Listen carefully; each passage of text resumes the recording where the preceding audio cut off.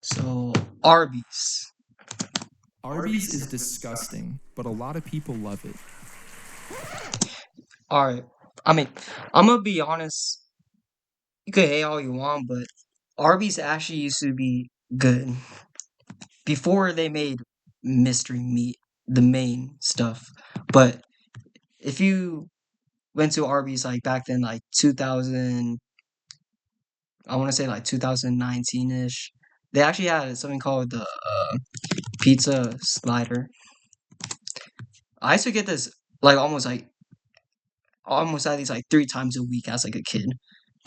Like it was actually good, but they discontinued it though. Yeah, it was like it was. I don't know why the pictures are making it look kind of nasty, but yeah, it's like this. Like it was just pepperoni, cheese, salami. It was actually good, bro. Like you go to Subway, you get kind of like mm, kind of like the hot shot Italiano kind of, but obviously without like the vegetables and stuff. Like that's really what it is. I mean, this stuff is nasty though. Like this is what that guy's eating. Just straight roast beef and cheese. Like that's nasty, bro. Like they just be having mystery meat now.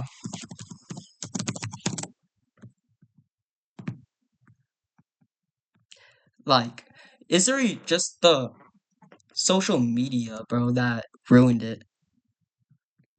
Cause like they don't genuinely serve this on the menu.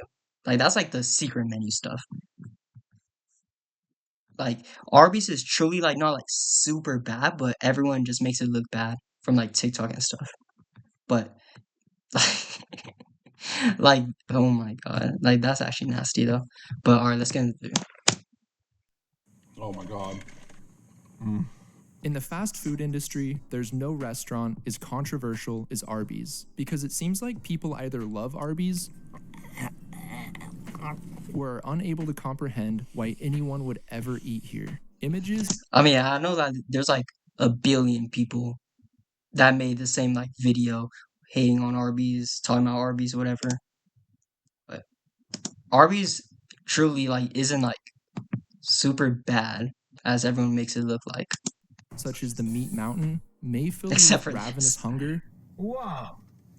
Wow. or existential dread.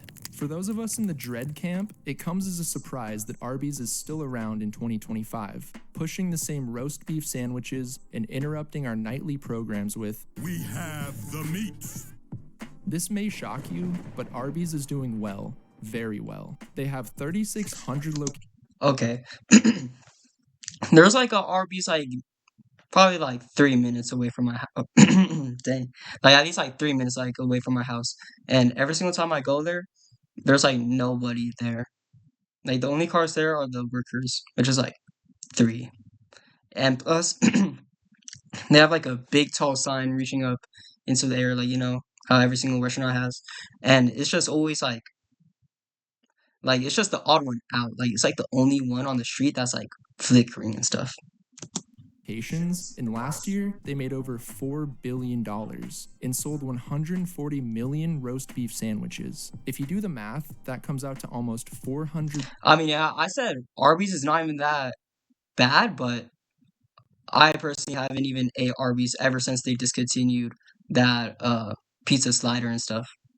Like, have you genuinely ever heard your friends say, "Yo, bro, let's go to Arby's"? Hey, are you down to eat Arby's? Like, you never ever in your lifetime hear that from a friend. Thousand sandwiches served per day. Like, yo, bro, I think we should go to Arby's and have a good time. Fuck no. No. Leave me alone. A lot of people want their meats, but that leaves us with one question, or actually two questions. Where does the Arby's hate stem from? Like, your mom calls. Hey, son, I'm getting Arby's for dinner. Let me know what you want. Call declined. Call hang up. How are they so successful today? To get our answers, we gotta take a trip to the past. Welcome to 1960. I mean, I sound super biased saying this stuff, even though I just said Arby's wasn't bad, but it's Arby's. The birth year of America's meatiest restaurant. So how did Arby's get their start? Back in the 1960s, brothers Forrest and Leroy Raffle were looking to get out from the restaurant equipment business. More than anything, they were in search of a more profitable business venture. The boys were inspired by the recent success of Ray Kroc, the man who just bought the rights to franchise the McDonald's brothers hamburger. In this, they saw an opportunity. The fast food industry was booming, so they decided to strike while the iron was hot. Right away, they knew it'd be too risky to do a hamburger because McDonald's was already dominating the market, and Burger King was gaining traction in the franchising game. Based on this, the brothers decided they needed a different, distinguishing product to star on their menu, and I'm sure you can guess what they went with: the one and only roast beef sandwich. File free in the app if you didn't file with us last year. I need to get File YouTube with Premium, bro. TurboTax Do-It-Yourself by February. On July 23, 1964, they opened their first restaurant in Boardman, Ohio. They named it Arby's, based on their initials, Raffle Brothers. They sold slow-cooked roast beef sandwiches, Okay, what is that? iced initials, Raffle Brothers. They sold slow-cooked roast beef sandwiches, iced tea, and other soft drinks. For just 69 cents, customers could get a taste of the Raffle Brothers meat. I think this is where I end the video. You know what? They loved it. However, back in the day, 69 cents was a lot to pay for a sandwich, especially when you compare it to a McDonald's burger at the time, My immature mind, bro. which only costed 15 cents. So going to Arby's was over 4 times more expensive than going to McDonald's. The brothers took a risk pricing their sandwich so high, but it paid off. Within the next year, they had opened 5 more stores, and after that, growth went crazy. By 1970, the Raffle brothers grew Arby's to 300 locations in 30-plus states, and their beefy empire had officially begun. Arby's If I were to ever go to Arby's, like, now today, the only thing I'm getting is just a sandwich. Not a sandwich, a milkshake.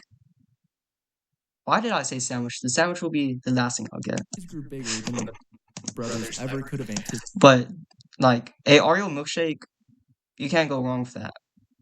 I mean, Arby's doesn't do bad at the milkshakes. They felt like they Like, it's just a normal milkshake. were on the path to Kind of like Chick-fil-A, Jack in Box. cementing themselves next to fast food giants like McDonald's. Have y'all ever tried a Jack in the Box milkshake? Those things are literally like, okay, like, no gay stuff, but it's literally like the hardest to suck. Like, it's literally like frozen. and Burger King. Expansion at this point was their main focus. However, expanding that big, that fast, takes a lot of money. And up until this point, Arby's had gotten by with loans from banks. With all this in mind, they decided to take the company public to hopefully raise enough cash to fund their expansion plans. But this plan backfired in a way they never could have imagined. On the day they were set to go public, worst case scenario, the market essentially collapsed, and this left Arby's in a horrible position. They'd expected to make tons of money from this public offering, probably millions, but they made zero.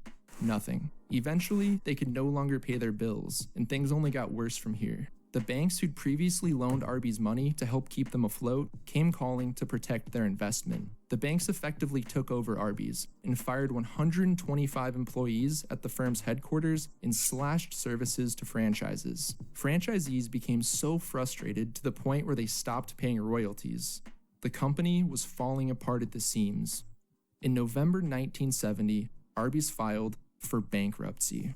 But miraculously, 5 months after the bankruptcy, the brothers somehow regained control of the company, and they spent the next few years fixing the business and restoring profits prior to their failed IPO. In 1975, the Raffle brothers had 500 Arby's locations, and once again, they were thirsty for expansion. Like before, they still needed lots of cash to make this possible, so once again, they tried to take Arby's public. I'm totally kidding. They learned their lesson from last time, and instead of trying to take Arby's public again, they decided on merging with a larger company. So in 1976, the Raffle brothers sold Arby's to Royal Crown Cola, aka RC Cola, for $18 million.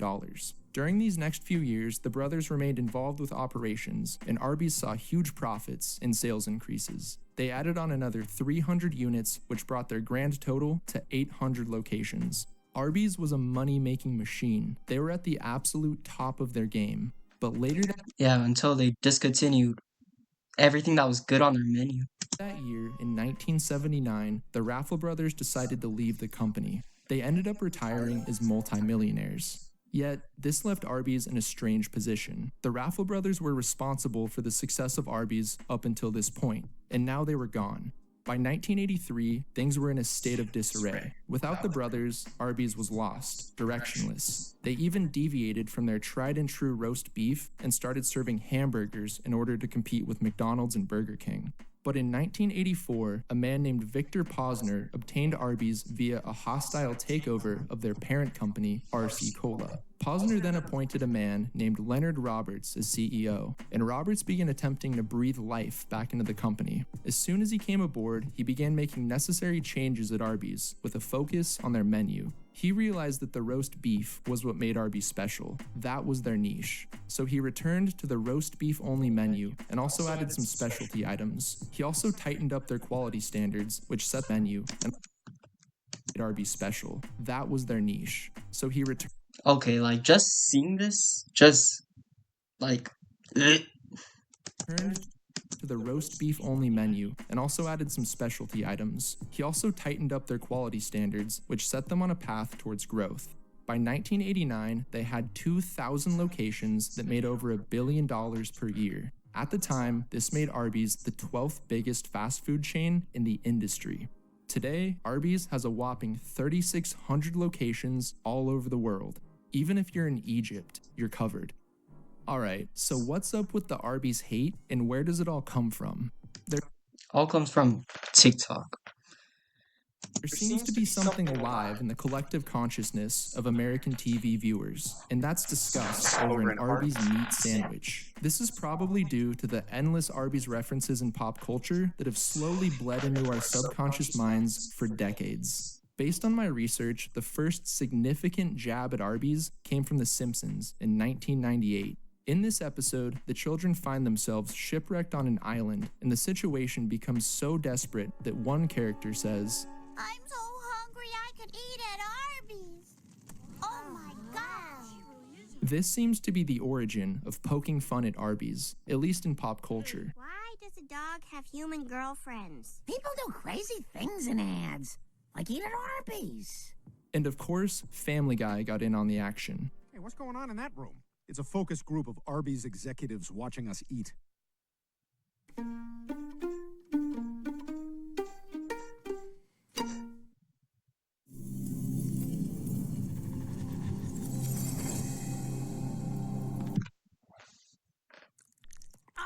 He ate it. People will eat anything.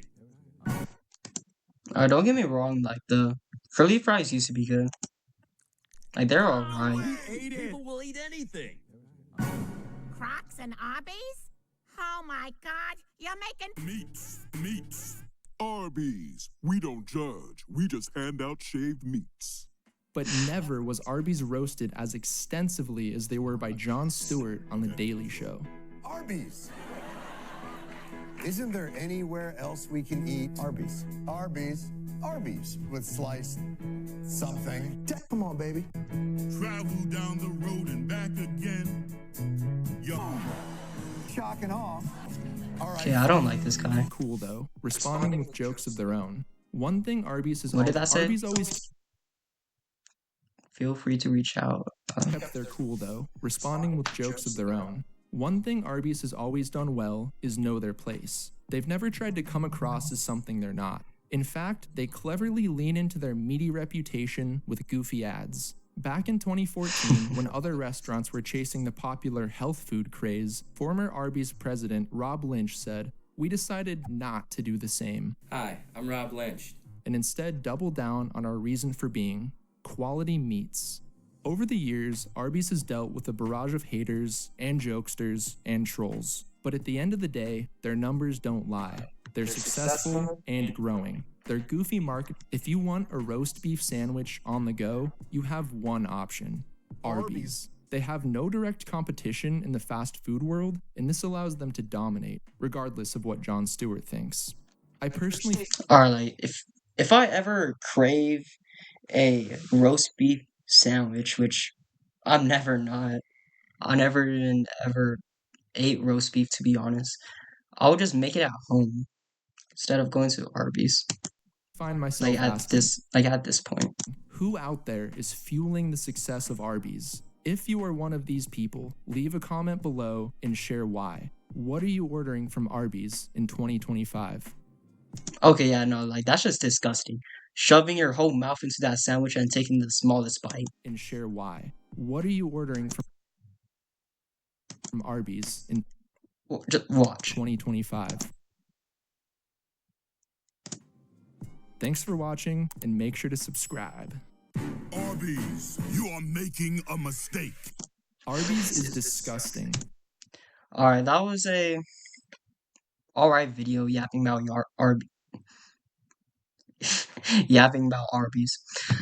Alright. What should I watch next video?